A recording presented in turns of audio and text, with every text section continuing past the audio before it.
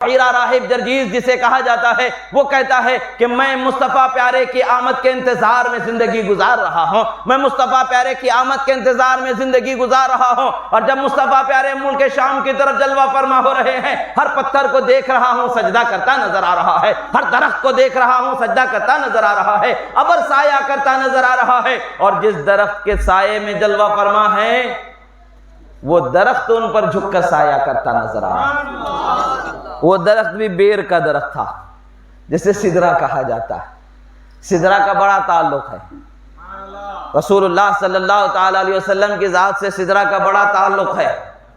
سدرہ ایسا ایک مقام ہے کہ جس کو ہم اور آپ تصور ہی نہیں کر سکتے، اس کے مکین ہی جانتے ہیں جنہیں روح الامین کہا جاتا ہے، حضرت جبرائیل امین ہی جانتے ہیں کہ کیسا مقام ہے۔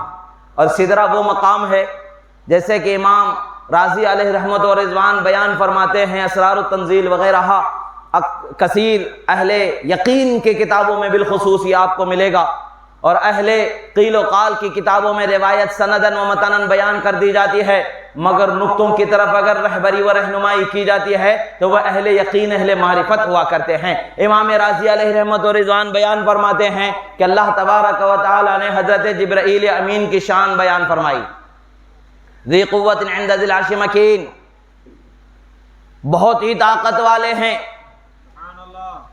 بہت ہی طاقت والے ہیں، اللہ کے نزدیک بہت بلند و بالا مقام رکھنے والے ہیں، سارے فرشتوں کے سردار ہیں، سدرہ کے مکین ہیں، وہ امانت دار ہیں، اللہ کے پیغام کو امانت کے ساتھ جس کی طرف بھیجا جاتا ہے اسی کی طرف لے جانے والے ہیں۔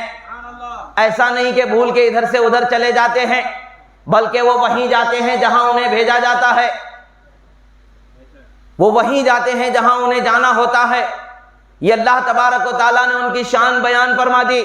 جبرائیل امین سے پوچھا گیا کہ جبرائیل امین ذرا بتائیں تو صحیح، رحمت مصطفیٰ صلی اللہ علیہ وسلم کا آپ کو کچھ حصہ ملا؟ حضرت جبرائیل امین فرماتے ہیں کہ ہاں، جب اللہ تبارک و تعالیٰ نے اس کے حبیب صلی اللہ تعالی علیہ وسلم پر نازل کلام میں میرے متعلق بیان فرما دیا، ذی قوت عند ذی العرش مکین مطاع ثم امین، تو مجھے اپنے انجام کا اطمینان ہو گیا، میں سمجھ گیا کہ اللہ تعالیٰ مجھ پر ہمیشہ انعام فرمانے والا ہے۔ اس سے پہلے مجھے ہمیشہ یہ خطرہ، یہ خوف لگا رہتا تھا کہ کہیں ایسا نہ ہو کہ کبھی مجھ پر عتاب ہو جائے، مگر جب یہ بیان آ گیا، مصطفیٰ پیارے پر کلام اتر گیا، ان کے صدقے میں مجھے معلوم ہو گیا کہ مجھ پر انعام ہونے والا ہے، مجھ پر عتاب نہیں ہونے والا ہے، اللہ کے رسول صلی اللہ تعالی علیہ وسلم کے صدقے میں مجھے مل گیا۔ اب رسول اللہ صلی اللہ تعالی علیہ وسلم نے حضرت جبرائیل امین سے پوچھا، اے جبرائیل امین، ذی قوت اللہ نے فرمایا تمہیں، طاقت والا اللہ نے فرمایا، آپ بتاؤ تو صحیح کہ آپ کی طاقت کیسی ہے، کیسی وہ طاقت اللہ تبارک و تعالیٰ نے آپ کو عطا فرمایا؟ حضرت جبرائیل امین فرماتے ہیں کہ اللہ کے رسول صلی اللہ تعالی علیہ وسلم سنیں، اللہ تبارک و تعالیٰ نے قوم لوط کے 4 شہروں کی طرف مجھے اس کے قہر کو نازل کرنے کے لیے بھیجا، اور 4 شہروں میں سے ہر ایک شہر میں 4 لاکھ فوج تھی، اس کے علاوہ اور بھی بہت سارے لوگ تھے جو فوج سے جدا تھے۔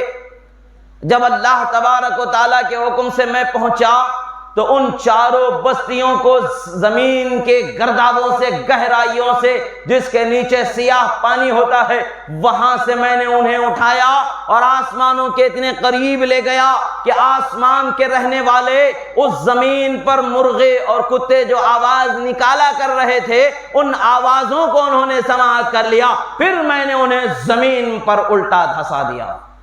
یہ طاقت اللہ تعالیٰ نے مجھے عطا فرمائی ہے، اور امین ایسا ہوں کہ خدا جس نبی کے پاس بھیجتا ہے میں اسی نبی کے پاس جاتا ہوں، خدا جس ہستی کے پاس بھیجتا ہے میں اسی کے پاس جاتا ہوں، کسی اور کی طرف نہیں جانے والا، کہیں اور ادھر ادھر جانے والا نہیں، اسی طرف جانا ہے جس طرف مجھے جانا ہے۔ حضرت رسول اللہ صلی اللہ تعالی علیہ وسلم نے فرمایا، اب سورۃ النجم کی روایت میں مفسرین کا ایک قول یہ بھی ملتا ہے کہ حضرت جبرائیل امین کو اللہ کے رسول صلی اللہ تعالیٰ علیہ وسلم نے دیکھنا چاہا. فرمایا کہ جبرائیل ذرا اپنی اصل حالت بتاؤ، جس حالت میں خدا نے تمہاری تخلیق فرمائی ہے اس حالت کو میں دیکھنا چاہتا ہوں. جب بھی وہ رسول اللہ کی بارگاہ میں آتے کسی نہ کسی انسان کی شکل میں حاضر ہوا کرتے تھے. رسول اللہ صلی اللہ تعالیٰ علیہ وسلم نے ان کی اصلی شکل کو دیکھنا چاہا. رسول اللہ صلی اللہ تعالیٰ علیہ وسلم نے جیسے ہی فرمایا، جبرائیل امین نے عرض کیا یا رسول اللہ رب کریم سے التجا فرمائیں. رب کریم سے التجا ہوئی. افق سے حضرت جبرائیل امین کا چہرہ نمودار ہوا. اس قدر نمودار ہوتا رہا یہاں تک کہ مشرق و مغرب کو آپ کا وجود نے گھیر لیا. آپ کے 600 پر تھے، صرف 300 پروں کو کھولا گیا تو مشرق و مغرب اس کے اندر سما گئے. حضرت رسول اللہ صلی اللہ تعالی علیہ وسلم نے فرمایا کہ اے جبرائیل خدا نے تمہیں بہت عظیم بنایا ہے. حضرت جبرائیل امین عرض کہتے ہیں اللہ کے رسول مجھ سے بھی عظیم مخلوق اللہ نے پیدا فرمائی ہے. میرے 600 پر ہیں اور 600 پر میں سے ہر پر پورے مشرق و مغرب کو پورا گھیر سکتا ہے.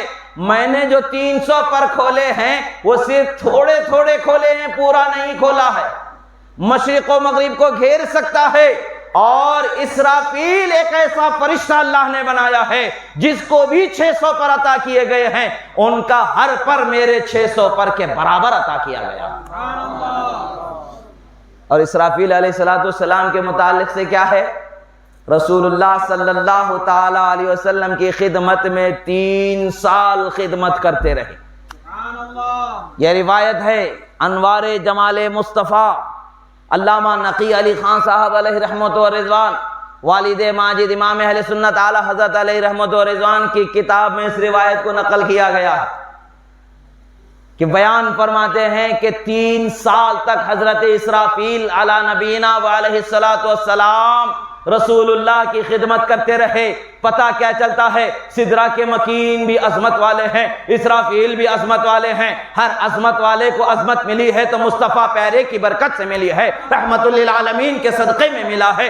اس لیے کہ ہر مقام و مرتبہ انہی کے مقام و مرتبے کے تعارف کے لیے بنایا گیا ہے. خلقت الخلق لأعرفهم کرامتک ومنزلتک عندی لولاک لما خلقت الدنیا. اے میرے حبیب ساری مخلوق کو یوں پیدا کیا، اسی لیے پیدا کیا کہ تمہارے شان و مرتبہ دکھا دیا جائے.